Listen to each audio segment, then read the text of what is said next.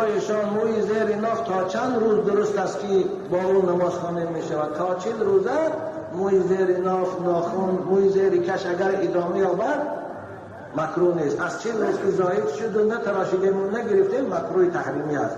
رسول اکرم حدیث انس از وقت لنا رسول الله صلی الله علیه وسلم فی تقلیل الاسفار و نبت چیندن زیر ناف اینها از 40 روز باید نگذرد. اما خوبش که اسلام خود نظافت است و نظافت دوست می‌دارد، هر هفته تازه کردن موی زیر ناف و زیر کشد. عادتا این بو میکند.